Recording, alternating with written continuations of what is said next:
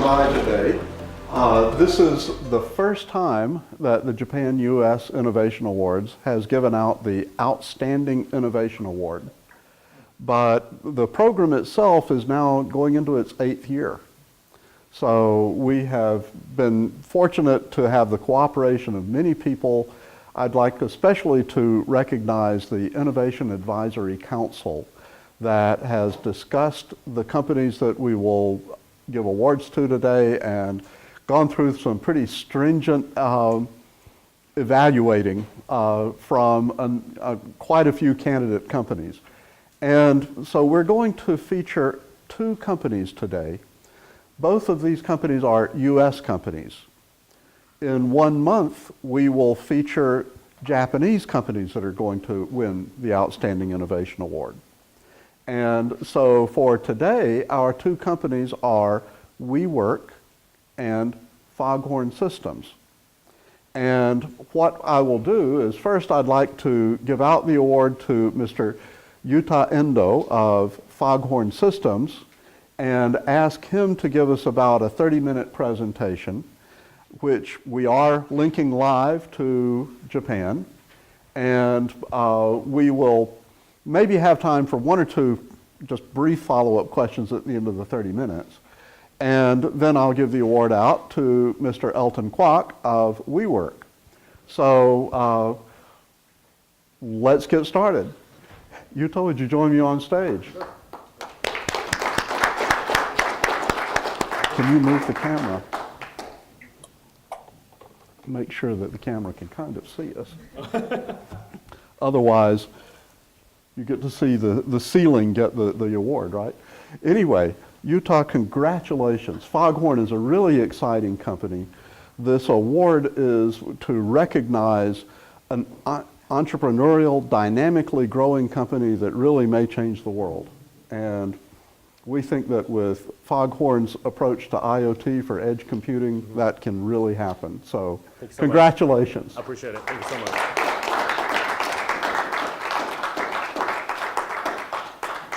Okay. Thank you. And the floor is yours. Let's see how we can do this. Yeah, that's fine.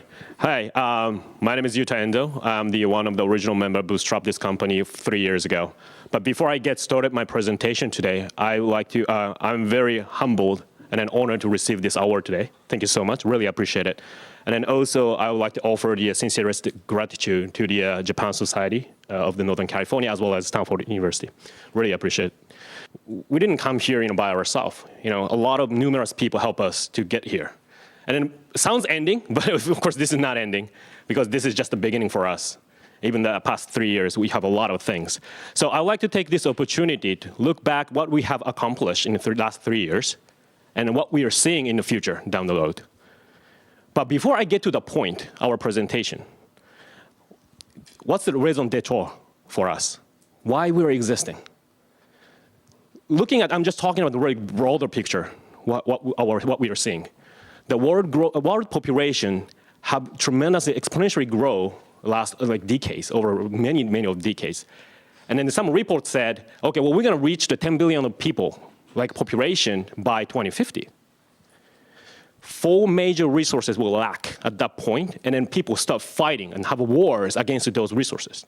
And then it happened, actually, it's already happening today in some developing countries. Those 4 resources: clean air, clean water, food, and then energy. People try to save the consumption of those energies today. But who is consuming most of those energies? Industries. For instance, 80% of the water consumed in the United States consumed by the agriculture. 40 to 50% of energy consumed by the manufacturing in Japan. A lot of industries consume a lot of resources. But all those industries already spend tremendous amount of effort to try to save as much as they can. So even the 1% efficiency, improve the 1% efficiency, it's very hard things to do. You need a really breakthrough innovation right there to see, looking at the things a different way to improve their efficiency. That's what we are doing.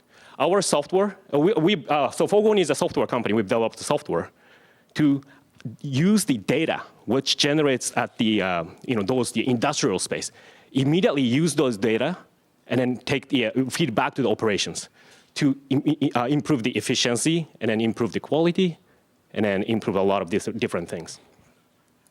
So, yes, so the company, just quick background of the company. So as I said, like 3 years ago, almost 3 years plus ago, this company funded. And then since then, we went through the 2 rounds of funding, Series A and B round. And it's very unusual, like our startup is to compare with the other Silicon Valley type of startup. We don't have much financial VC's investment, but instead we accept a lot of corporate VC investment. Our investors, GE, Dell EMC, Bosch, Yokogawa from Japan, Saudi Aramco, Intel, and Honeywell. We got invested total about, like including the seed funding, we got around $47 million at this point. And we started 3 years ago, 5 people. Now we have over 60 plus people now. Now our development office headquartered in Mountain View, and then also we have a development office in Pune in India. But also we have a customer, diverse customer right now, footprint. So we have a team in Japan, Korea, Saudi Arabia, in Europe, and then Florida, and then also the Dallas. So a lot of places that we have coverage. And then those are a lot of partnerships that are involved. And then we work with so many other partners. The industrial partners, definitely that's no-brainer. And then we work with the cloud partners. We work with the gateway partners and semiconductors. And then also we work with a lot of system integrators. Because we don't, in order to scale our business, we cannot only do direct sales. We have to leverage a lot of system integrators' help to scale our business and then provide proper support. So those are the companies really supporting us every day by day. And then the thing is, interesting part is, before I started this company, I was working for Cisco Systems for 13 years, I think. And then last 4 years of my Cisco career, I was bootstrapping IoT business in Cisco as an entrepreneur. So back in 2011, GE, Cisco, Intel, and a few other companies started IIC, Industrial Internet Consortium. At that point, Cisco said, yeah, well, let's start the IoT business unit inside of Cisco. But you know what? IoT is a connectivity. We should do it. Because usually Cisco started acquisition to do some new business. But in this case, organically, they started a business inside of the company. So I was one of the original members to bootstrap that company, business unit. And then that time was like 20, I think total, including engineering, about 40 people. But after 4 years, it became like 500 people team. It's a big team. And then going through that, the team came up with the concept, it's called fog computing. There is a guy, it's called Flavio Bonomi. He's the founder of the Nubiello technology today.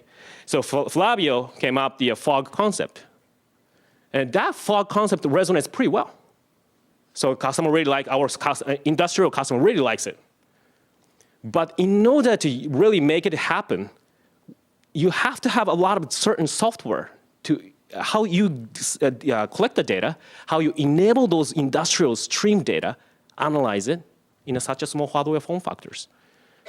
So that's where I kind of looking around the opportunities. Either I do it in a Cisco or going outside and find companies doing that kind of things, or just do it myself. And then at that point, FogHorn contacted me, and then I joined the team. So that was the kind of quite journey, interesting journey for me. And then, but even 3 years ago, we started a company and said, yeah, this is the vision. Here is edge computing, how we can save the world, because of we can make it more industry more efficient by processing the data real time, giving immediate feedback to the operators on those companies. The concept resonates well, but still market was immature. The notion completely changed since last year. Last year was the people start recognizing, yes, there is the market. Yes, there is opportunity. Yes, this is not a hype. This is a tangible thing as long as you do it right. So last year, we actually got a lot of customers come to us, and then we've done a lot of proof of concept, and then some early customers converted to productions. So it's a lot of dynamics changed last year.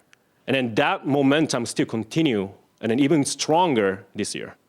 So that's the reason why we got a lot of hours last year, and then also we got this award, amazing award today. So this is a great thing for us.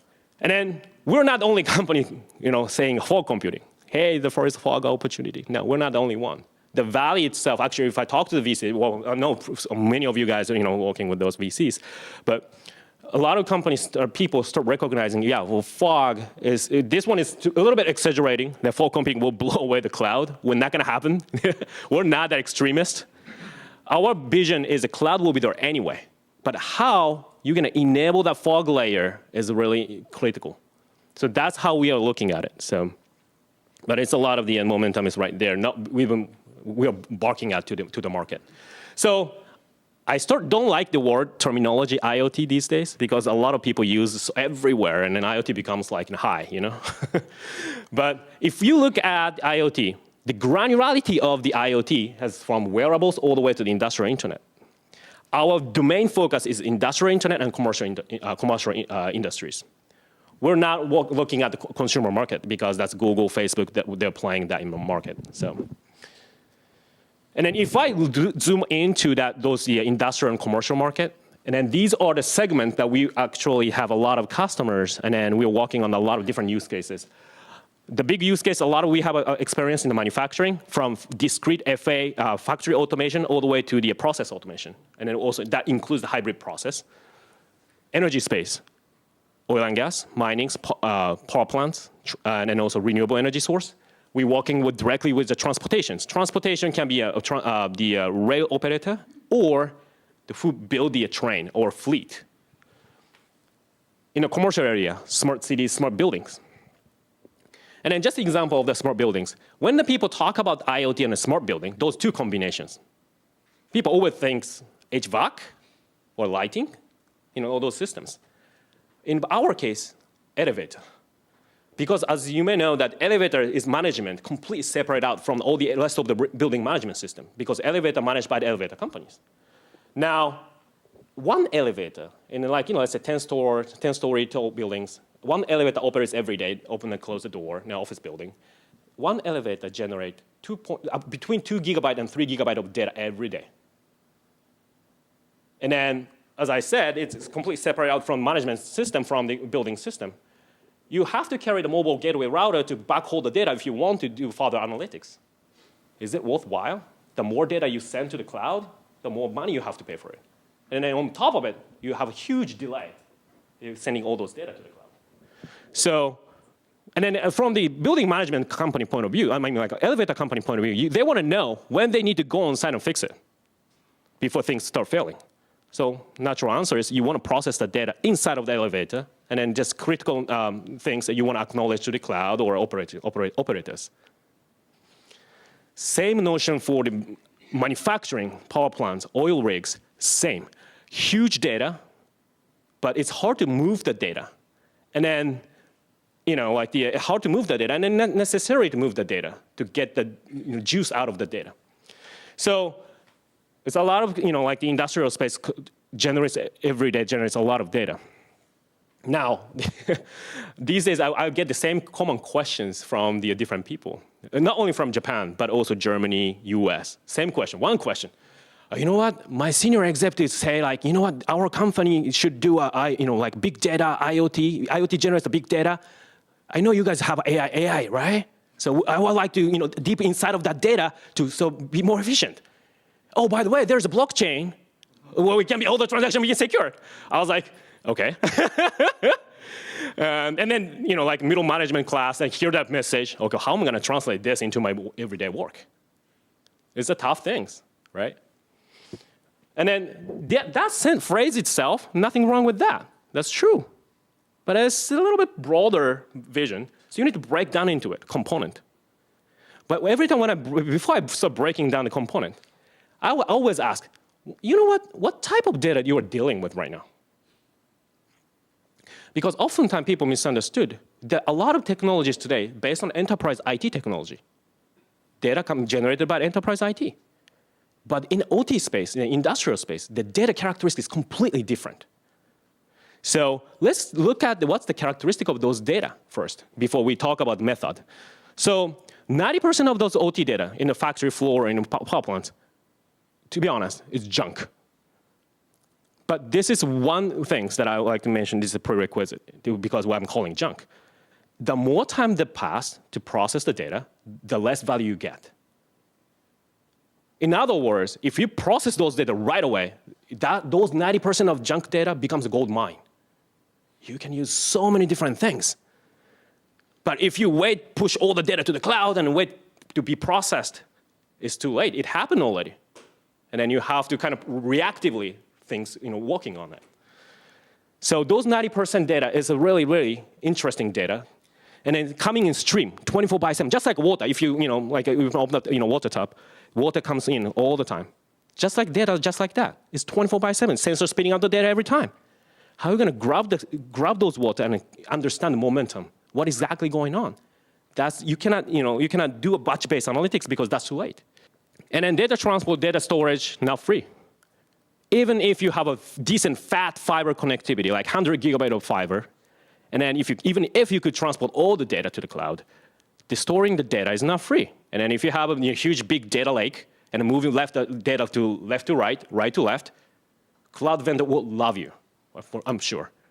But again, it's 90% of those data is already kind of useless, semi-useless. Why you want to spend the money for that to analyze those data? And then also, as I said, the mobile networks and all the satellite connectivities not free to transport the data. A lot of my customers using still satellite connectivity. So data is not move the data is not free. It's cost a lot. And then also the data governance aspect. There are two meanings in data governance. One is the data security. So the people are afraid that some security like confidential information is stored still once they push the data outside of the facility. That's a very natural thing, natural habitat. The second point is the data source assurance. Is this data really coming from this sensor? But once you put everything in the cloud, the millions of data points, you cannot tell. It's hard to tell. But if you process those data right next to it, like device or sensors, oh yeah, this data coming from this guy.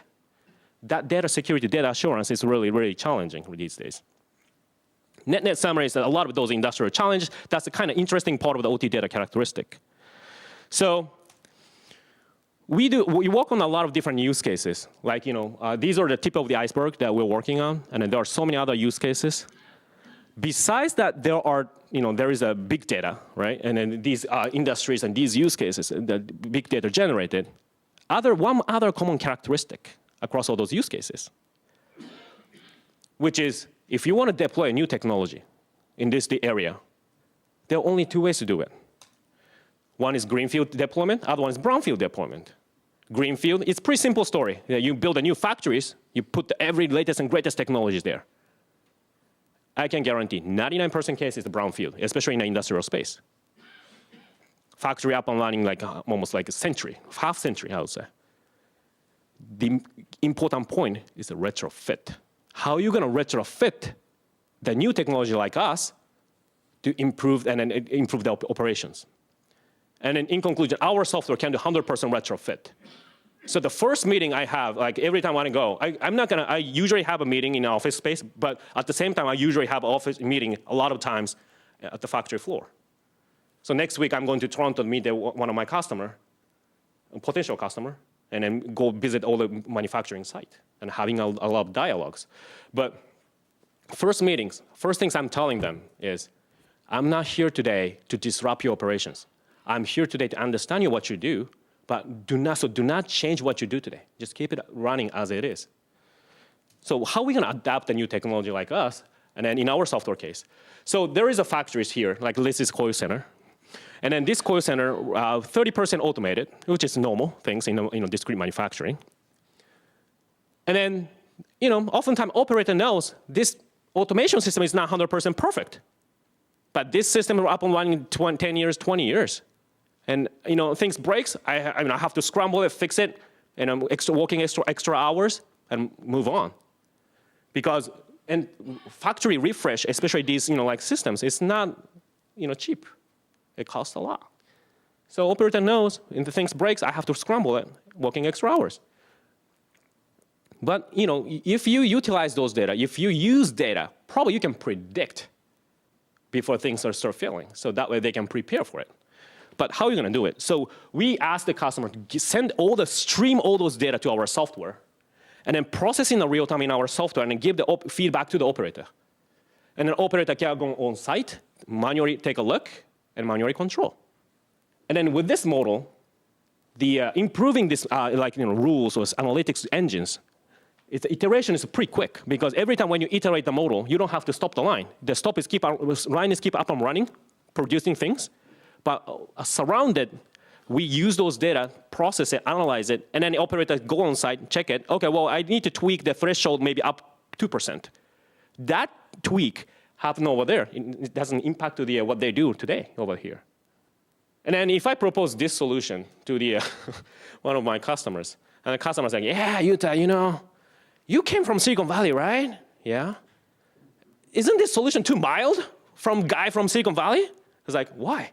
Because Silicon Valley guy always say, oh, AI can do everything, like from factory data, suck up the data, and then we can give you the 10% improvement right there using AI. That's what I've been hearing in the market. It's like, no. Technically, our software can directly control the PLC to fully close the loop and fully automate it. But I don't recommend that.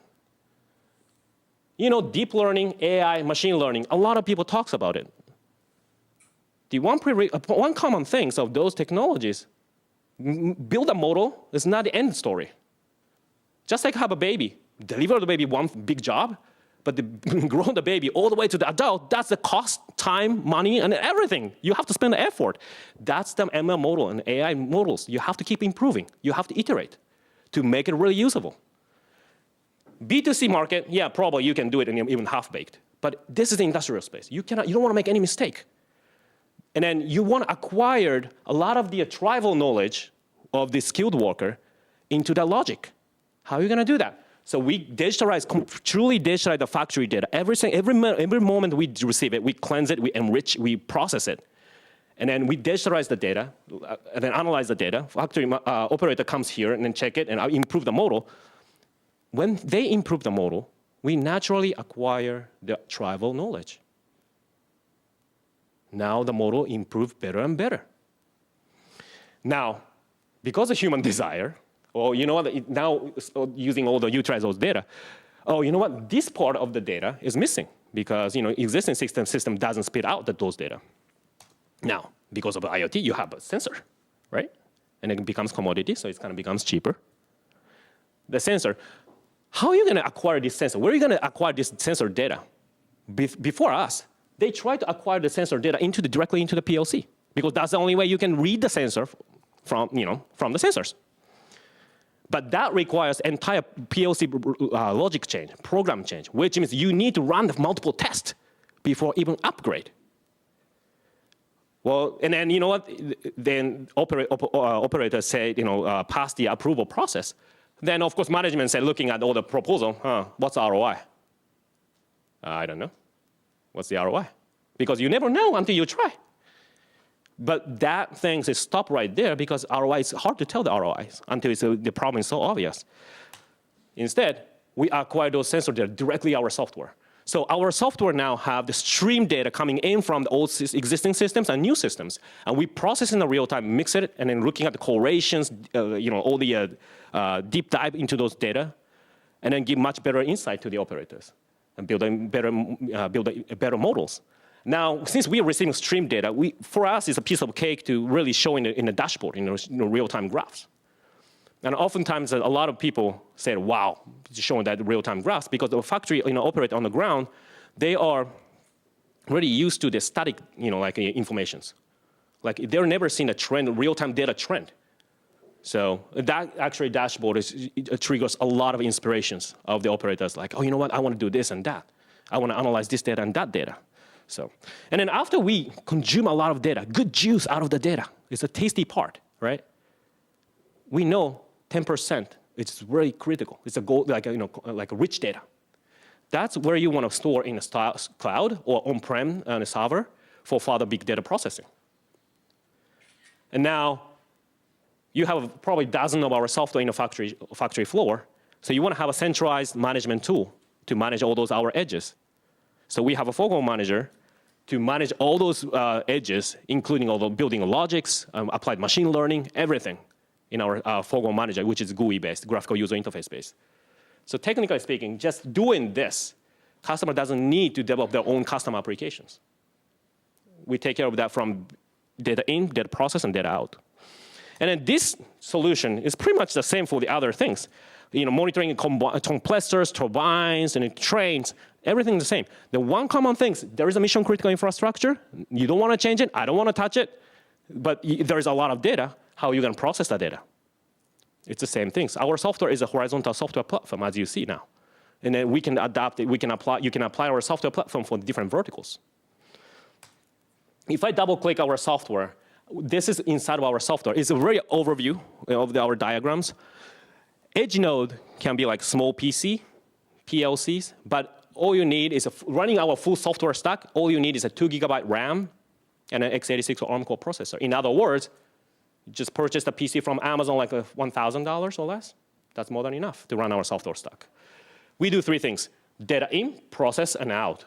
Data in, because the factory floor, there are a lot of heterogeneity challenges. Different protocols, different file format, different rates of the sensors, spitting out the different, data. We absorb those, heterogeneity challenges, and then we do real-time processing and cleanse and enrich the data. And enrichment means that you add the context to the data.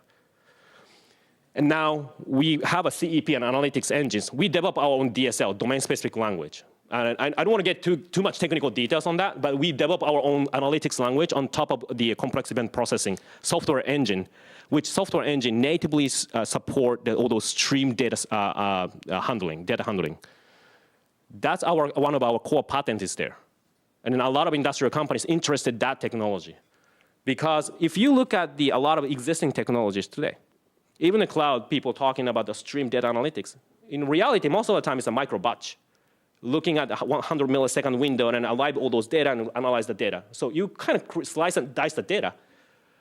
We can do that too, but the way we are natively handling all those stream data is event. This stream data comes in all the time.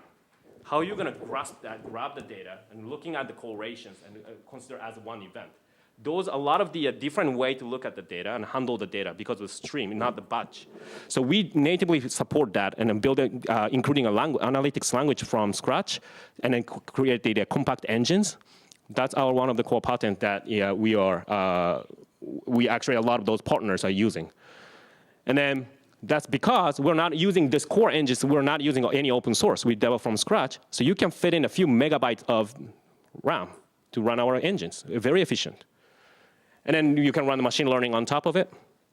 And then we provide SDK so the customer has to build their own custom application if they need to. And then that's the data processing engines. And then the third part is the data transport part. After you utilize those stream data, you want to publish the data, some of the data, to the cloud or on-prem data center. We provide all the data connectors, data publishers. So we natively support Azure. If you want to publish the data to the Azure, we do that. AWS, SAP, or on-prem like Hadoop systems, you don't have to write any code. We provide that connectors, adapters already. So data in, process, and out all the way, end to end, and at the edge, we as a package as a software platform. And then when people talk about the real-time data processing, and then people jump into the conclusion that, okay, well, predictive maintenance and operational efficiency, improved yield.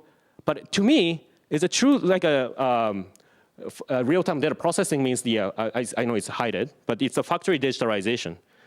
Because of the factory, like the data is really in the factory is so dirty, you have to process at the edge. Just like your summer homework, if you wait too long, you forget the context. But if you process the data, when the data generated, you know the context. When, who, what type of context you can add to the sensor data. Those data is really critical when you process later on. So don't wait, just do it at the edge. So that way you can truly digitalize your factory when you archive those data. So data scientists today, I can guarantee, if you ask your data scientist, how many hours what proportion of your work spending analytics versus data cleansing? 70–80% of their time spending data cleansing. Using our software, you can cut down to the 5% because data is already ready for you to process. So, and then we have a lot of the technology embedded and then functions as a function to do all the right data processing for those stream data when it's generated. And then through going through that, not just digitalize the factories, you start capturing, like a digital tribal knowledge, it's all the other stuff that along the way. And then this is the one of the example of the GE. So in Clearwater in Florida, they running our software, dozens of our software in their factory lines already. I'm not going to go this use case very details, but at the end, what they got out of it, 88% in yield improved after they deploy our software like 6 months or 6 to 8 months. They could cut the data 100% down to the 6%. Which means they didn't need 94% of data, but they just stored just because. But because they run our software in each process and are analyzing in real time, each process improved, quality improved, and then at the end, we store a much cleaner data format and then clean data for the further big data analytics, so now they could improve overall yield. And then at the end, their data quality in the data lake is improved as well because they could remove all those junk. So that's the result of what we got in the GE. But we also have customers in Japan soon. I think I can publicize the one customer reference, one of the customer in Japan, and then also there are a lot of different use cases in Europe and US. So, but to make a long story short, I know this is my end of presentation. To make a long story short, they're coming back to my original point of my presentations. A lot of industries still there is a room to improve, and then.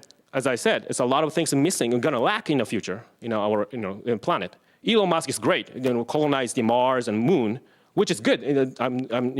No kidding, it's good, but it takes some time. It becomes commoditized and people still use it. We still have to live in this planet.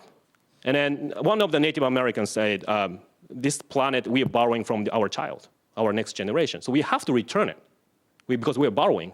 When we return it, we better return in a good hand, right? So that's the reason why there's a lot of room to improve industries. And then this is just one way to do it. I don't say this is the only way, but one way to do it. So that's the reason why this is our raison d'etre, reason of existence. So thank you so much. I appreciate it.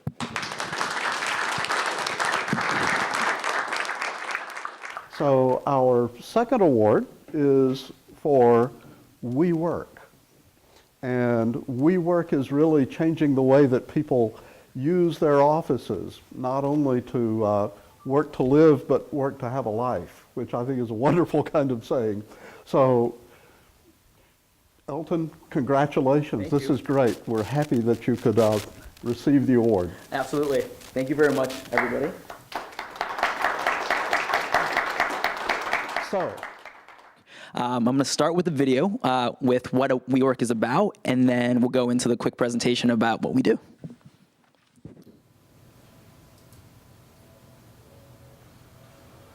I think it's really hard when you're starting out to follow your dreams. I think it's really, really hard. We started in our living room, essentially. And I think what's appealing about WeWork for us as a company is that it makes your life extremely easy. The first day of building a business is a big day because that's the day when the full dreams come into play. But then the second day, reality kicks in. Where's my office? Who's my internet provider? How am I going to pay for electricity? Where am I going to get sales from? In WeWork, we really strive to help you as much as we can.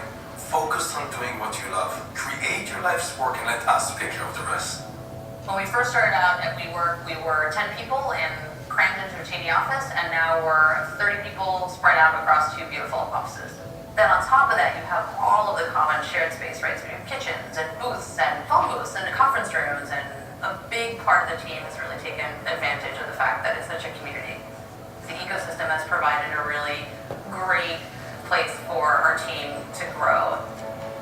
We're a community company. We're a company that is looking to create opportunities for people to connect. That happens in our physical spaces. The vibe that we create, the energy that our members create is something that you feel when you walk in. When we see our members inside of this environment, we're inspired to help them. It's all in service to this bigger picture of how do we make people happy? How do we get people to be engaged with their life? WeWork is the office space of tomorrow. The future is about light, innovation, creativity. It's going from me to we. We give you space that will inspire you, uplift you, and help you innovate the products of tomorrow.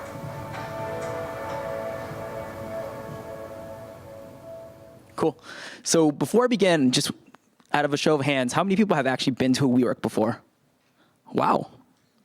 Very decent amount, almost 90% of the room. That's awesome. That's very cool. So WeWork started in 2010 outside of New York City in Soho, and it started with two co-founders. So our CEO and co-founder, Adam Newman, essentially grew up in a kibbutz, and through his entire upbringing, entire life, always wanted to bring people together, and that's the community that he knew. And then our other co-founder, Miguel McKevley, grew up in a commune in Oregon, and through that upbringing and through that story, he was able to understand what communal living was like. And his community around him was all around bringing people together. And Adam and Miguel met each other in New York City when they were about to start a company, and the old company was called Green Desk. And it was the beginnings all started with understanding what empty space looked like and how do we activate that space to bring people together. That company was called Green Desk. And then from Green Desk, we moved on to start WeWork. And WeWork was a name that started essentially in 2010, 8 years ago. And we actually just hit our 8th year birthday last week. And what they realized was people who went to work on a day-to-day basis and people who joined companies weren't necessarily inspired. They weren't necessarily collaborating. They weren't necessarily talking to each other and being surrounded by an energetic environment that brought them life every single day. And what they did was they built a very open space. And through that environment, they started to bring people together through glass offices, glass walls, common amenities such as phone booths and conference rooms and fruit water, beer, kombucha, cold brew, alternative beverages, happy hours, events. And then on top of that, layered on a digital app similar to Facebook meets LinkedIn, but the WeWork network that allows people to connect to each other with similar interests, ideas, and companies. So that's the beginning of what WeWork was. And as we go through, we'll share why WeWork is so important today and how we're shaping the future of work. So what WeWork's mission and model is to create a world where people make a life, not just a living. And through that mission, what we do is we create beautiful spaces. We change around buildings into dynamic workplaces to really bring people together. And when we think about it, we try to activate a space that isn't necessarily activated. So when you think about your traditional office or the office across the street before you go into a WeWork, or my old office when I used to work at Bank of America or Merrill Lynch, it was cubicles and it was locked offices across the perimeter of the floor. So natural sunlight wouldn't necessarily come in and you wouldn't actually get to experience and cherish the views. And what WeWork did is we transformed and opened up an entire floor plate and brought people together. And what that looks like is when you walk into the space, you get a lot of natural sunlight. You get music, essentially, as you enter and be welcomed into the space. You get people in the common spaces, which gives you energy and gives you life. And what we're doing with that is activating to make sure that people are energized and wanting to come to work. I heard a quote from one of our members the other day, actually this morning, from one of our community managers, and what they said is, I only planned to come to work once a week once I joined WeWork. But because the space was so amazing, I actually want to come 4 days a week now. And the employer was so happy because they got more productivity, more efficiency with just changing the work environment that they came in. So that is the mission that we're on. We're trying to change the way people think about work on a daily basis, and hopefully we're able to do so quicker and quicker. So this shares a little bit about how we change workspaces into experiences. So the physical space itself is just only one component. What WeWork provides is space, community, and services. The community aspect is something that I really want to touch upon because I believe that what WeWork does is brings together top-class individuals to join our company and really create and activate the environment that people work in. So we have world-class community managers who manage every single space around the world globally, and their jobs are to make sure you feel like home when you walk into the space. We do things such as TGIM, Thank God It's Monday, and through Thank God It's Monday, we encourage people to come in on Monday mornings versus not want to come in on Monday morning. So when they go to bed on Sunday nights, they look forward to activity. They look forward to going to work. And that sense of joy, although so simple, really pays dividends in terms of workspace productivity and companies' productivity. Through the last couple years, since we started, we're essentially we have over 200,000 members in over 200 locations in over 21 countries. So the global expansion has definitely been pretty rapid through the last 8 years. And in 2016 to 2017, we doubled in size, and we expect to do so again in 2018. So that's the trajectory we're on, and we're trying to share this mission and value to as many people as possible as we continue to grow. So a little bit about how we build our spaces. So our spaces are built through a lot of integration and technology. And what that means is we keep track of everything that we build, and we keep track of all the data that is necessary in order to build our spaces, so we become more efficient, we become smarter as we build our spaces, and then we become more thoughtful and intentional. Everything through the hallways at which you walk into, the number of conference rooms that is present within a space, the number of phone booths. We're able to understand how people book each individual space, how each office is being able to be sold, which offices are more popular versus least popular, conference rooms versus non-conference rooms, types of floors, entry experiences, check-in experiences, et cetera, events, and that actually allows us to give us the incremental knowledge and information to continue to iterate and continue to add on these amenities and add on these features to be better and better. So the future WeWork locations that come online are iterations of WeWork that are based off of the current data that we have. And we use machine learning, we use data analytics, we have a huge business intelligence team to help us understand that. So as we get bigger, we're able to just have more data around what our spaces feel like and what they're utilized for. Another thing that our co-founders and CEO mentions a lot is the human connection. One of our goals and values is to humanize the world and to humanize the human connection. So if you think about it today, a lot of the future generations are constantly on technology and on their phones. And what they're missing actually is the ability to connect with people on a one-on-one basis or in a human element. And what WeWork does is instead of working from home and instead of being on your technology for 24/7, you're encouraged to interact with people. We're encouraged to build events that bring people together. And what that does is even though you might not be part of the same company, you're connecting with people that might have similar interests. You're connecting with people that you might not already know about. And that might give you the thrust or the sense of energy to break outside your normal means to learn something new or to understand something that you haven't understood before. I think what's so fascinating about WeWork is you can walk in and see a lawyer's office. Then you could go next door and it could be a tech startup who's doing maybe food innovation. And then you could walk down and you could see an office full of engineers. And all these three different companies can connect with each other and help each other grow at a faster pace. Whereas before, you would have to go in a phone booth, go on LinkedIn, find that individual to connect. We bring all those resources together into one community, into one neighborhood. And WeWork essentially is that platform to connect people. And we've seen a lot of activity within the walls of WeWork, and it's been tremendous to see the amount of success stories that are coming from WeWork locations on a day-to-day basis. I recently heard an investor in one of our San Jose locations has an office, and he walked down and bumped into a startup company with another office, and they chatted for about 30 seconds. And a month later, the investor actually ended up investing in that company. So these moments of time that generally don't actually happen so often in the past are now happening more and more. Another story I wanted to share is we had two individual founders in one of our locations in San Francisco, and they were building their own companies. And they were grabbing coffee and ended up sitting next to each other. And eventually, they realized that they were doing the same thing. But instead of trying to compete against each other, what they did was they actually combined companies and co-founded another company that was based off the same values and mission. And that company is now grown to a pretty significant size in the US and has expanded into other WeWork locations globally, which is a really cool and fascinating story. So at the end of the day, our human experiences is what activates our community, what activates our companies, and what activates the experiences and collectivity of people's interests to help them grow even faster. So a little bit about how WeWork works. What we do is we're a flexible membership. You could also get a long-term commitment with WeWork if you want. The best thing about WeWork is we're a space as a service. So despite the size of your company, we have an option for you. So at most basic level, we have a We membership, which is $45 a month and gives you access to our online digital community with over 200,000 members on it. And you could book access to any of our locations globally around the world with the press of a button.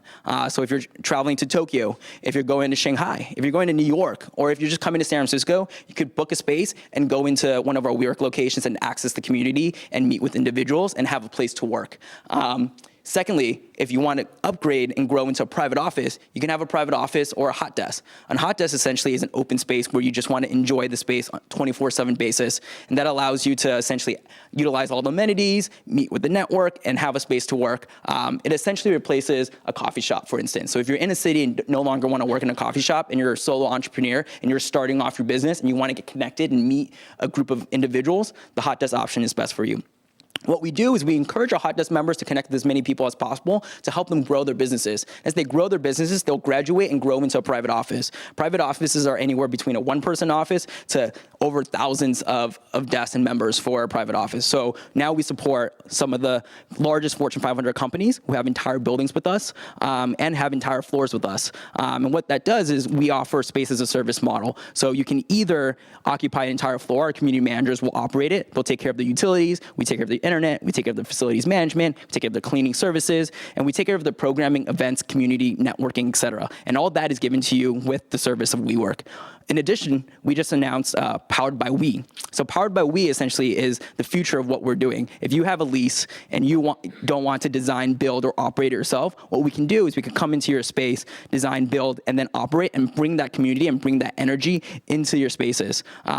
What's most impressive about that is you are a private node within our network of over 200 locations. So your employees can be able to visit any WeWork location around the world globally. So if any of your employees are traveling and need a space to work, need a place to visit, need a place to feel like home, WeWork is that source of comfort and community for you.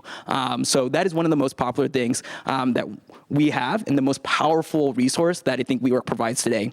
One example is one of our enterprise companies, Microsoft. For over 300 of their salespeople in New York City, the 300 salespeople have access to all the different WeWork locations in New York City and are able to have meetings there, have sales pitches, meet with individuals, stop by to rest and relax. Essentially what happens is New York City becomes Microsoft's campus, and WeWork becomes that campus within a city, which is a very fascinating new thought and idea that many companies in the past might not have thought of. And in the future, what we'll start to see is many more companies utilizing that option. And not only within a city, but the world becomes your campus. And I think that itself is so crucial and so critical to how the world evolves in the future, especially as the world becomes more connected and more global today. So here are a few of our enterprise companies that are using WeWork globally around the world. We have Airbnb, Microsoft, which is an example I just used, Yelp, Lyft, American Express, Spotify, Business Insider, and Red Bull. All of these different companies have different use cases for WeWork, which is really cool. Some of them occupy an entire floor. Some of them have an entire building. Some of them utilize all the campus, all the buildings itself as a campus. And I think what's fascinating about it is all these individuals who've had a certain team utilize WeWork had its other coworkers who aren't using WeWork want to be a part of the WeWork community. So we're getting feedback is how can we get more WeWorks? How can we continue to grow? How can we get more employees in different teams here to utilize the community and energy that you build? It's something special and so impressive that you've built that we want to be a part of it. And employees in other companies are attaching onto it and asking their HR partners, asking their people partners, asking their operations facilities partners and real estate team to get more WeWork locations so they can be part of this experience together. So the feedback has been great, and it encourages us to continue to grow and support the demand that is in the air. So the last few slides are just a couple pictures about what WeWork is. I know some of you guys have visited before. I welcome you to visit some of our San Francisco locations. We have 14 in Northern California, and we're going to grow to many more in the next year. Here are some few pictures of some of our locations globally around the world. So some of our common areas, one of my favorites is Weihai Lu in Shanghai. It's an old opium factory, and then got transformed into a beautiful workspace and one of the most popular WeWork locations in Shanghai. Gas Tower in LA is in the core of downtown LA with great views. You can see the sunset every single day, which is awesome and amazing. 85 Broad, FiDi, this actually used to be the old Goldman Sachs headquarters and got transformed into WeWork. I actually, when I first started, worked out of this location, and what was so cool about it is as I got out of the elevator every so often, people always ask, like, what is this place? Like, it feels so fun. I feel energized by just hearing the music right outside of the elevator lobbies. It's just really the simple details in design that really makes a difference. Some people think that creating a workspace is just for kind of the feeling of it, but it actually adds productivity and actually adds to cultural retention from a people and cultural perspective, which is so important as companies continue to grow. That's another one in Amsterdam. Some of our amenities that we provide, conference rooms, phone booths, luxurious restrooms. I think what's even more important is if you need a place to stop by to use the restroom, you can stop by at WeWork, and we have over 200 locations, and you can stop by, and they're awesome, and they're nice, and they're always very clean. So that's something that is a huge benefit as well. And then stock kitchens. And then your office. Your office is a blank slate. We provide all the furniture you need to operate. All you need to do is bring a laptop on day one, but you can also create it and make it your own. We encourage our team members and our employees and our members to essentially be creators of themselves and to connect with other people. And through their creativity, they're able to really make a difference and really share their personality through their office space. And then arts. We have a huge internal arts and graphics team where we internally make our own arts and graphics and paintings and interior design that goes into all of our locations. So each building has a similar theme across the world globally. So if you walk in, you'll always feel like you understand and you know where you're stepping into. But each one also has a unique artistic design from the painting on the wall or a special moment that you see or a graphic or some sort of essentially vinyl sign. So I think that is very, very cool that we have an arts and graphics team called Lunch Money that actually creates all of these beautiful designs. So that's WeWork. We're going to end with one of our global initiatives and a video around that. It's very cool, and I encourage you to share it with all your friends, your family, other investors, other founders, and startup entrepreneurs as well. What we do at WeWork is we started this last year called Creator Awards. The Creator Awards is an opportunity for any creator around the world to essentially submit a 90-second video, and we'll be giving away over $1 million in San Francisco on May 10th. You can apply via 90-second video by April 10th to qualify.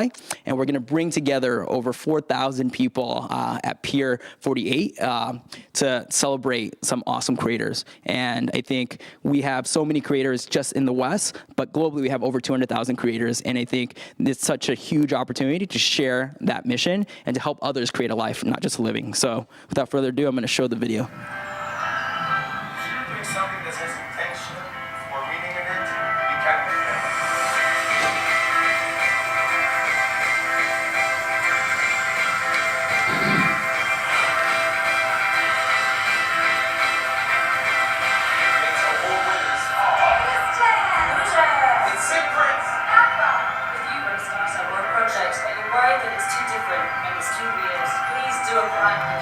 Supernatural abilities of spotting really, really truly innovative, creative ideas.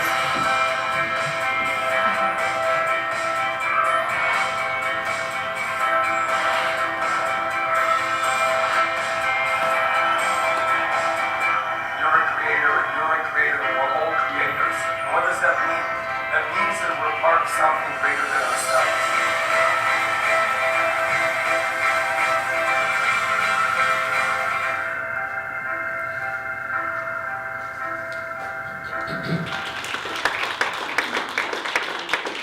For FogHorn, I think that it was interesting to me that you focus so much on the efficiency of industry in general. And what I'd like to ask is how you see new technologies like self-driving cars, things like that. What kind of challenges, and this is not a technical question, right, but what kind of challenges are there for a company like FogHorn, and what's FogHorn going to do to meet these challenges? Right. So I think there are the three challenges. The one is definitely the industry is slow. It's a tendency is slow compared with the IT companies. So adapting a new technology usually takes like 10 years, 20 years. That's their cycle. 5 years, I consider is really fast. So how like a startup company like us, going right because we're rushing, right? Because we need to move fast. So how are we going to work with those companies together without causing any conflict? That's one. The second point is a lot of the existing players tend to do a closed systems. So that's how we're going to break through that, right? And then third is A lot of actually know-how is in the factory floor, all the operators. How are you going to get access to those operators? A lot of IT companies in Silicon Valley, they only have access to the IT team in the headquarters. But the IT team oftentimes doesn't have the answer. So how are you going to access to those right person in the shop floor? Those are the three areas. And how are you going to deal with this? Well, that's a secret recipe. No, I'm just kidding. Okay. No, I'm seriously, like a lot of, I really appreciate all my teams and then also my partners and customers who introduce us to the right person and right context and right team. So without having their help, and then also our investors a big help because our investors are industrial companies, so they can introduce the right team. So that's the reason why we're looking at investments, not just only from money, but all those connections as well. So. Okay, that's great. If you'd pass the mic to Elton. Elton, my question for you is kind of, in a way, almost the opposite. Sure. You talked about a really great vision for work and what work should be like. And, WeWork has developed a really distinctive, great product. What's the messy back end? What kind of technologies have to be involved in what you're doing? And maybe you could talk a little bit about the acquisitions that WeWork's been doing lately. Sure. Happy to explain and share a little bit about the public ones that were recently announced. The technology that comes to play when we look into building WeWork is essentially the baseline and foundation of how we operate on a day-to-day basis and how we continue to build our spaces. So back a couple years ago, we acquired a company called Case, which essentially is a construction and physical product technology that allows us to understand essentially every single build out that we have. And what that does is it combines all the data in terms of every single layout, every conference room, every floor, every office that we have, aggregates it into one and spits out essentially information on how do we better build our spaces in the future. So that's just one. But not only that, every single thing that we do is touched by technology, as simple as how our community managers interact with our members. We have something called member notes. And what that does is it allows our team to have special surprise and delights and hospitality moments with everybody who walks in. So when you walk in and you're visiting from another location, we're able to understand what your favorite chocolate is or what your favorite movie is. And those special intricacies, those details that I talked about, really helps make the space come alive because it's that human element that is so different from everything else. How we track our sales and how we understand which office is available, all that is in-house built technology that allows us to better operate in a more efficient manner. Recently, we acquired a couple companies. Meetup is one of the most notable acquisitions that we had. And I think what's so special about Meetup is what Meetup did at its core product was bring people together. And what better way than to bring people together and bring them into a WeWork space with similar interests, hobbies, and communities. And that in itself is one of our core values as well. And we offer the physical space for meetup organizers and meetup communities to do so. And I think that as an acquisition just makes so much sense. We recently just acquired Flatiron School as well. And Flatiron School offers the opportunity for individuals in our spaces as well as any individual around the world to be able to get additional online education and actually physical in-person education through boot camp classes and coding classes. So that's also a very cool acquisition because it allows people to have an extension of learning and to be a student for life. And I think those combined with our core value and core foundation will allow people to continue to grow. Okay. Let me ask one more follow-up to you. So in terms of your rate of growth of utilization, is that in the 2 digits or how fast is WeWork growing worldwide? So we're growing really fast. Like I said, we just hit our 8th birthday last week. And through that, we were able to celebrate a little bit about the tremendous growth that we've had through the last 8 years. I think what's most notable and to highlight is from 2016 to 2017, we've doubled in size in a lot of different metrics. And in 2018, we continue to meet that. And that's our intention for 2018 is to continue to double in size as we continue to grow and expand globally and enter into new markets and new cities that we haven't touched yet. Okay. And Utah, you had talked a little bit about your growth, but maybe you can say a little bit more about how many companies are starting to use or something about, how we work. Right. I think we're too early to disclose that, kind of information. But I would say like more than dozens of customers, actually. Okay. Oh, yeah. That's great. Yeah, while we're waiting on that, Alan, why don't you ask a question? How do you position yourselves in the landscape of many people going after industrial IoT? C3 sounds like a pretty similar value proposition. You have Nebbiolo on the hardware gateway side. You've got a number of startups. So how do you position and differentiate and partner with, how do you use it in the ecosystem of emerging players? Right. So a lot of companies like C3 IoTs and stuff, they're more cloud focused companies. So if I look at the edge component, I think we're way advanced than anyone else. So actually, all those companies like C3 IoT, Nebbiolo, and then those companies, we're actually talking, and then we can be potential partners. So I don't think that there are any of the companies today in the industrial space that will directly head-to-head compete right now. Okay. Ken has typed in a question. Let me see if I can read it somehow. I understand you use an SaaS model. So Elton, how do you increase the revenue per user? Is that for WeWork? I tell you what, well, I want both of you to hear that. Yeah, to deal with that's a that good question for both of us. Yeah. That's a good question. So our business model is a two aspect. One is a subscription model, and then also the OEM model. So it depends. So our subscription pricing is pretty straightforward. One edge per some certain dollars. So and then of course that that's our model. So it's and then on top of it, we provide some professional service and data science service on top of it. So and then depends on the users. If they deploy like millions of edge, then of course that per edge price goes down. But that's okay. That's a natural thing. So for us, I'm not looking at the kind of ARP. I think I'm looking at more overall solution per se. Okay.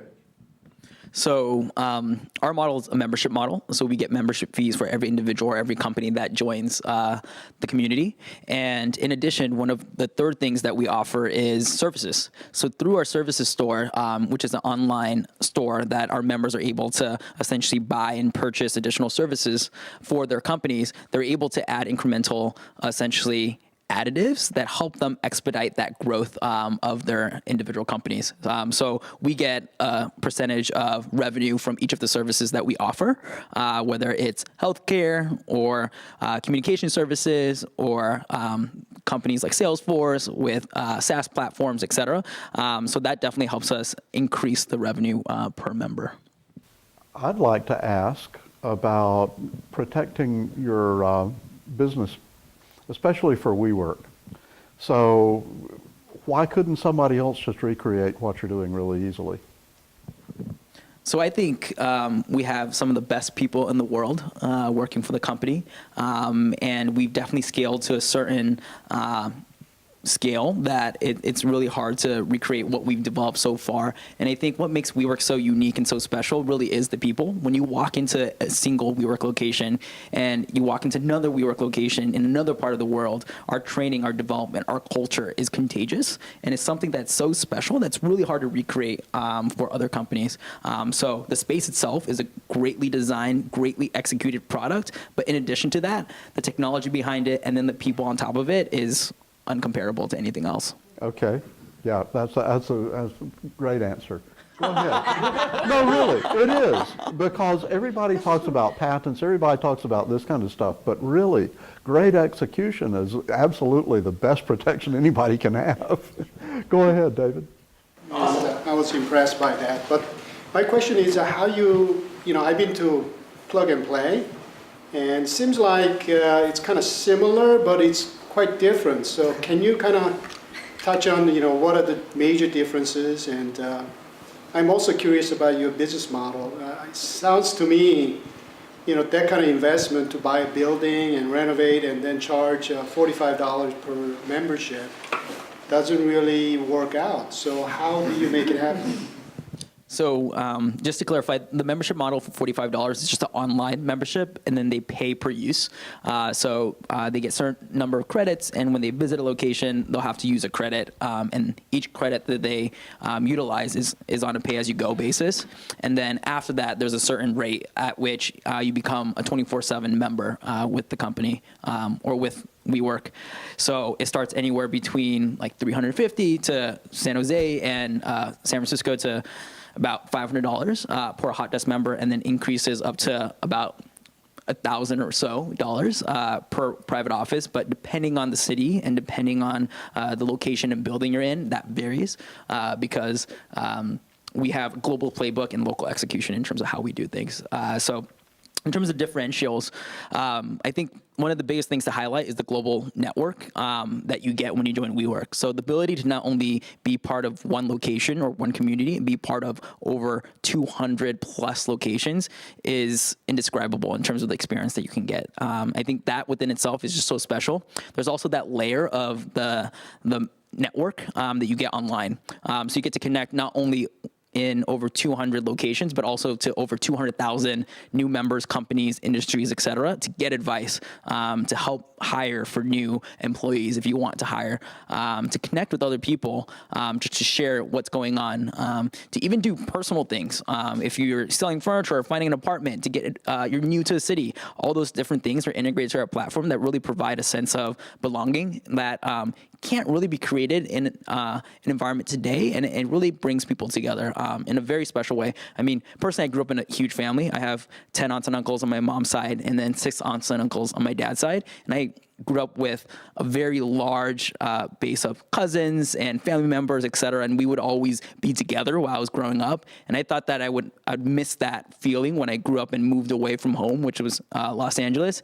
And WeWork fulfills a lot of that for me personally, and that's just a personal experience. And I think through the members that I talked to and through our team members and employees themselves, like WeWork really is that community outside of just a workplace. And I think that in itself is hard to recreate and hard to compete against. Great. We have a question from Tokyo for FogHorn. Okay. And this question is kind of the people time that it takes to really deliver customized data analysis and to customers. Right. And so how do you draw the line between machine-provided service versus things that people would do almost like a consultant? Right. So, of course, the first couple times that we have to do kind of something like consulting work to understand what their problem is and what's the kind of data they have. But usually, when I run the proof of concept, one proof of concept done in 3 months. So how we do it, so we grab the data, we analyze those data, we're looking at the data, but really our software is just imagine like an execution software. So the operation team, oftentimes they have ideas. Oh, you know what, this thing breaks in certain conditions. But I don't know how to execute it, how to implement that in a system to let me know that, before things breaks. So our software brings that into travel knowledge into the execution level and then deploy that and apply for those stream data is spitting out from sensors and device every moment. So that part is very rapid. So usually for 3 months, the 1 month, we start grabbing the data from sensors and devices. That part takes a little bit sometimes because, because the other side was sensor configuration and stuff. But as soon as we receive the data, a lot of things happen in a week or two. And then all the way to the visualization is done in the 3 weeks. And then sometimes customers extend the proof of concept another 3 months, but because they want to apply the advanced analytics, like machine learnings, right, AIs, and those stuff, they want to apply on top of our software. And then we also, of course, provide our capabilities, and that takes another 3 months to do more data science work. But that's sort of like how we can quickly, rapidly move the things, move the needles. Okay, good. Gary. Do you have to deal with patents from who owns what, when, where, and why? Right. So you're talking about our technology patent, I believe. Yes, we submitted several patents around our core technologies, yes. Okay, we have another question from Tokyo. So the question is... For WeWork, customizing per different countries. So the answer is yes, and what we've done so well as a company is have a global playbook, global processes, global policies, global structures. But when we go into each country or each city that we go to, we try to localize as much as possible. Everything from the people that we hired to the general managers that operate locations and manage the business there to the design components that we integrate in and bring into the spaces. So we really bring in local people and local experts that really know that city and country to integrate that into what is already formed as WeWork. So we have a baseline foundation, and then when you visit, you get that element of, wow, this feels like Shanghai. This feels like Tokyo. This feels like Seoul. And that's because of our local execution that we have in each city and the local management that comes from each city that we go into. I did want to ask both of you a little bit about what's the status of your operations in Japan right now? I know there are WeWork sites in Japan, but offhand, do you happen to know how many or? Yeah, so we just launched our first location in Tokyo last month, February 1st, and we launched our second location March 1st, and we have plans to open up to 5 for this year so far, and that's all that has been announced. Okay, Utah? So mainly my engineering team in Japan, in Tokyo, and then that's the business development functions. I'm pretty much on it right now, so I'm keep traveling back and forth. But yeah, because our customer needs the engineers, rather like sales guy or business development guy. So we have the sales engineering representation there. Other questions? Once you did the stream-based analytics, you probably successfully down dimensioning and make say 1-digit percentage of the data relevant to the analytics. That insight, who owned that insight? Great question. So I think it depends on who paid what type of things. So if the customer paid us to build the logic, then that IP owned by customers. But if the customer asks us to do it kind of free work, and then that negotiation and all the discussion needs to happen. Yes. Okay, so it is possible that the customers own the full insight, and they later stage they build their own system. Exactly. So technically speaking, a lot of know-how and knowledge coming from the customers, right? And then that know-how, they already have it. They implement it in our software, and using our software to implement it. Of course, everything is their own, right? And then they ask us to pay to develop the those logics. Yeah, then they own it. Yes. Okay. So the other side of the coins, once you do the free work for identifying the core data, which dimension is most relevant, then in later stage that it could be purchased by the clients so that you can transferring it to the other. Right. So I think all the of course customer specific things we never ever sell or shared at all. But how to look at for instance, vibration sensors, and then how you are looking at the vibration sensor and analyze those sensors is very common, right? So that part is very shareable. But all the very customer specific things we're not going to share at all, of course. Yeah, because a lot of customer specific know-how is involved, and we are very sensitive about those know-how stuff. So. Okay, Alan, I saw your hand.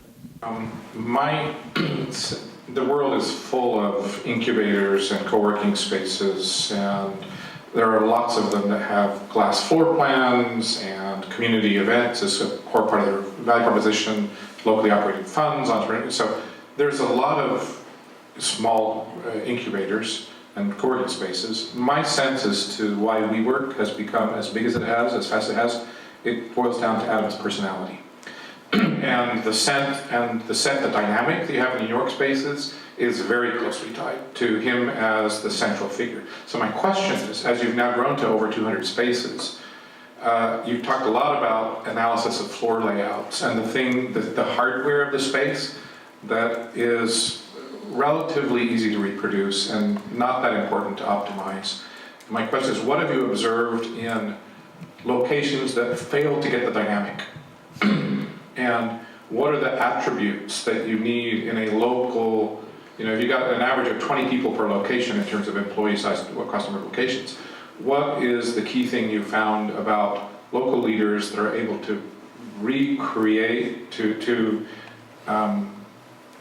channel Adam's personality into the local location, and those that aren't? And how quickly are you able to identify what's the human leadership dynamic in a location to make it successful? What are the key elements that you've discovered about leaders that work and don't work to recreate that dynamic in a location? Yeah, that's a great question. I think what's so fortunate about our leadership team at WeWork and how it extends out to the broader regions and broader territories and broader markets that we have is we're very connected as a global company. And what Adam has created is these core events that allow us to connect as people and as employees that I haven't heard of in any other company around the world. So 2 examples are summer camp all of our employees globally around the world go to a summer camp every August, and it's been present since the history of WeWork. And the first 2 years, when I joined the company, it was in New York, and then last year it was in London, and this year it's in London again. And what we do is we bring people together through a shared experience. So what Adam mentions as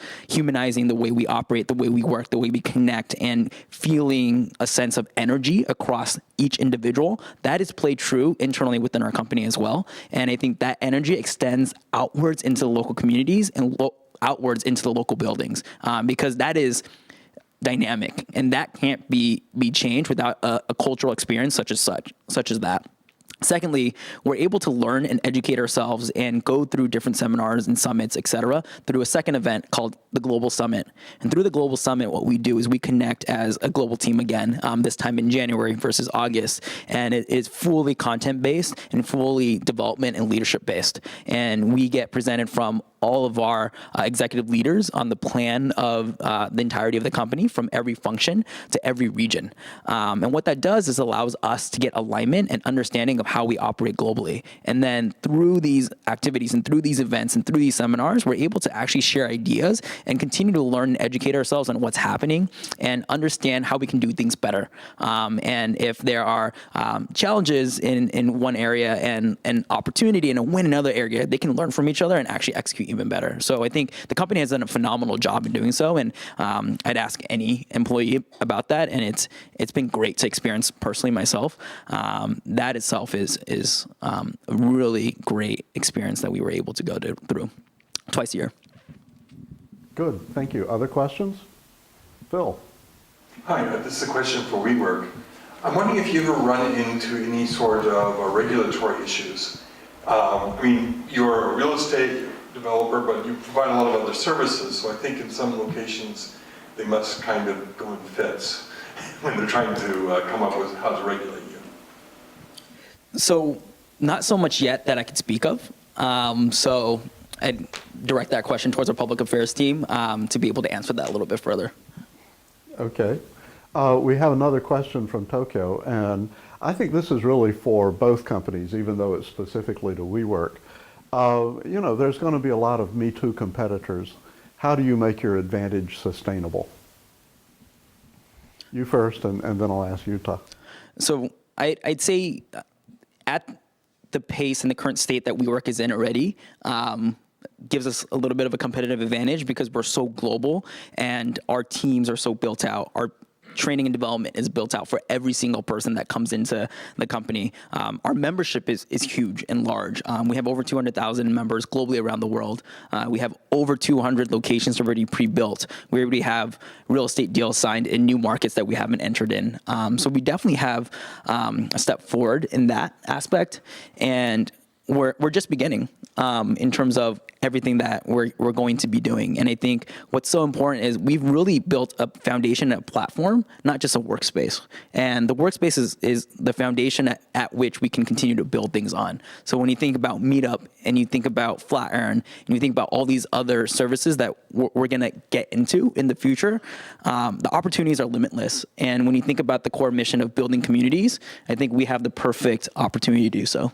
Okay, before I give the microphone to Utah, though, you mentioned, again, the kind of people side and vision side, but WeWork also has a very large war chest of money, including a rather large investment from SoftBank in the past year, right? Yes, we have a joint venture with SoftBank in Japan, actually. Okay, yeah. Okay.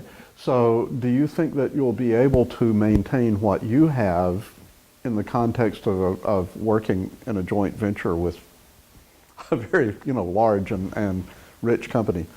So I also can't answer that fully. Yeah, okay. So I'll direct that question, put it on hold, and stack it till next time. Yeah, okay. Sounds good.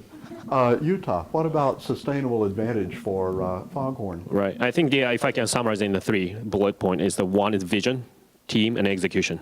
So the vision is like how you see the future, and then why you're doing this. That reason they told I mentioned, keep saying this. That vision is really, really important. And then secondly, that team. And team means like our internal team, as well as I'm including our partners, our investors and partners. The team make that happen. And that's exactly what I would like to echo what, like the WeWork, the WeWork vision is a team. And then third, rapid execution, execute, move. And then that 3 bullet point, it definitely makes us difference. Okay, that's fabulous. Other questions from the Stanford side? Go ahead, Phil. This is for FogHorn. How do you validate your results with your customers? Yes. So every time when we do a proof of concept or the customer and production deployment, we set a very specific goal. Like either are we going to digitalize? How far do you want to digitalize the factories? And we try to make it more like metricable, like measurable, kind of set the goal. So like we never start the project with the fuzzy goals. So in some customer case, like okay, well I'm involving hundreds of checkpoints or hundreds of manual process. I would like to convert that 100% digitalized so that people doesn't have to do any manual process. We did it. That's a very obvious result. And then yield optimization takes some time to get the result, but if that is the case, then we'll definitely monitor that, that percentage. And all those stuff, we try to make it as clear as possible before get started project. Okay, good, thank you. Other questions? Back in the very back. It's more an extension of the previous question. Can you elaborate on data cleansing? You said your technology is able to reduce from 70% to 5%. Personally, I work for 4,500, and I can tell you every company, they have like thousands of silos. Among that, structured versus unstructured versus 1,000 reference point. Can you elaborate further, please? Absolutely, that's a great question too. So the data cleansing has a lot of different meanings, but in my opinion, like there are a couple of things that in a special OT space. The one is a lot of heterogeneity data format and protocols. That's a lot of cleansing it requires. Even the same vendors coming, sending the different type of file format. How are you going to convert that into unique format? That's one. Secondly, that the factory data is oftentimes missed or out of the band. You see a lot of the dirty data. And then you realize that once you start receiving data, the data is missing. And then especially if the customer using wireless technology in a factory shop, there's a lot of data is missing. How are you going to supplement those lacking those data? And then third is really that offset. The time is not synchronized in a factory. The PLC, and then under the PLC, things are connected, perfectly synchronized because it's basically it's a time domain-based data processing. But as soon as you go outside of the PLC, connecting different machines or different device or coming from the different PLCs, time is not synchronized. How are you going to correct those offset to process those data? Those are already one of the top 3 common problems of how to cleanse before cleansing the data. Now our software will cleanse those data and make it much cleaner. And then at top of it, we add the enrichment layers, which is to add more context or metadata to those raw data. I know we're a lot ahead of time, but I think that if there are no questions, the best thing to do is to use this for an opportunity for networking here. For the people who are here, especially members of our Innovation Advisory Council, to meet Utah, to meet with Elton, and to talk more with them informally. Ken, I want to thank you for setting up the video conference in Tokyo again, and thank everybody for participating from Tokyo. We'll call an early end to the meeting today. This feels about right. Thanks, everybody, and congratulations.